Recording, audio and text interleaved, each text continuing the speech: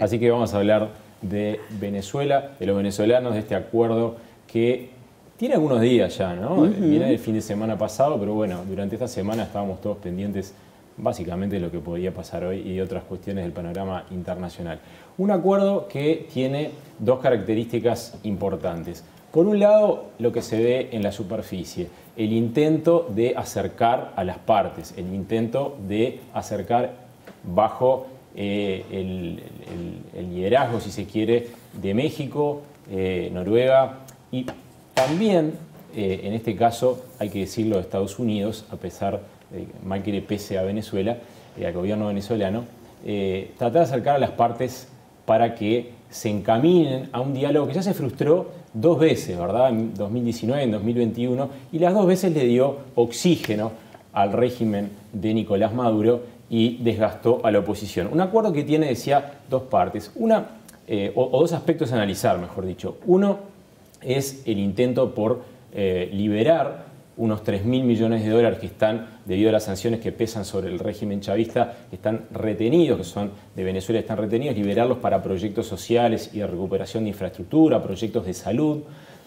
Y la segunda parte es la que tiene que ver con una empresa norteamericana volviendo a actuar en Venezuela. Hablamos de Chevron, que se vio otorgar el permiso, a pesar de las sanciones que todavía continúan vigentes de Estados Unidos sobre, repito, sobre el régimen chavista, a pesar de esas sanciones, va a poder operar y extraer petróleo en Venezuela y venderlo, ¿verdad?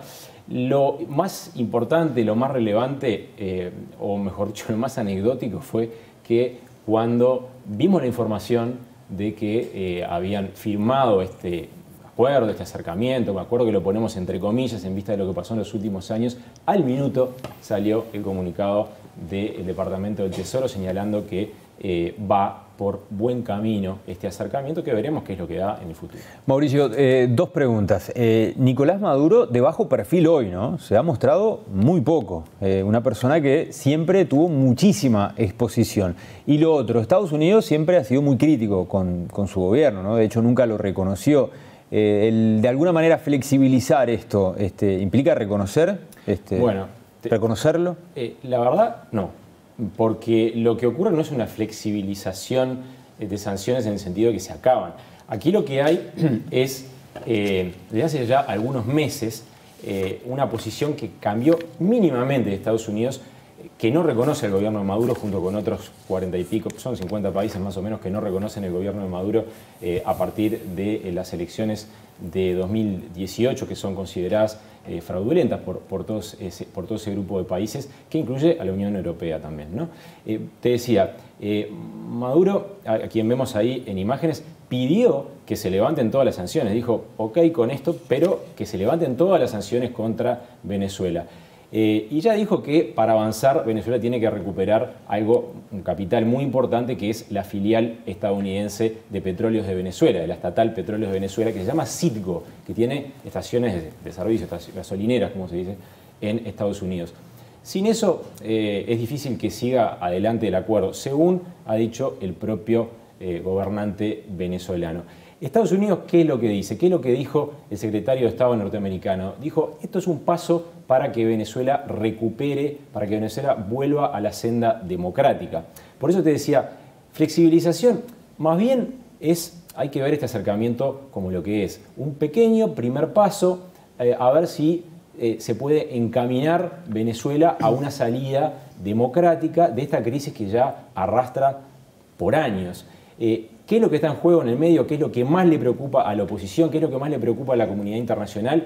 Que se empiece a gestar el mecanismo y el camino para que Venezuela en el año 2024 tenga elecciones libres y transparentes. Si eso se va a dar o no se va a dar, está por verse. Claro, también el gobierno de Maduro pide elecciones libres de sanciones y elecciones libres de sanciones coercitivas unilaterales. También esa es la palabra de Maduro, ¿no? Como diciendo, bueno, habrá elecciones si es que también ustedes ceden en las sanciones coercitivas. Sí, eso como que primero, si el huevo o la gallina. En este caso es bastante claro que no va a ceder la comunidad internacional en las sanciones, a menos que haya un compromiso de parte del gobierno venezolano de que hay una veeduría internacional para que efectivamente esa comunidad internacional que sanciona a Venezuela termine reconociendo el resultado de unas eventuales elecciones que hoy no sabemos si van a tener lugar. Mauricio, y uno se pregunta, ¿quién sale más beneficiado con este acuerdo que,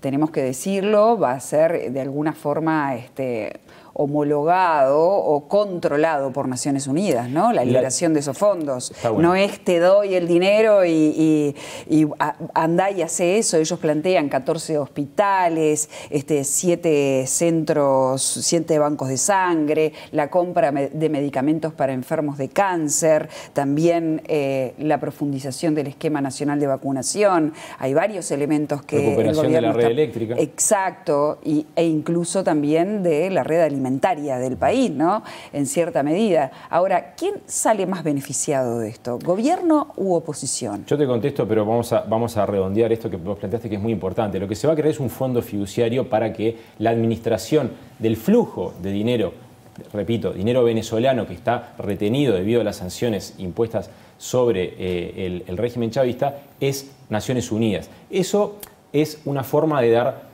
garantía de que el dinero se va a utilizar en lo que está previsto que se utilice, que es en mejorar la situación por la que atraviesan los venezolanos. Tu pregunta.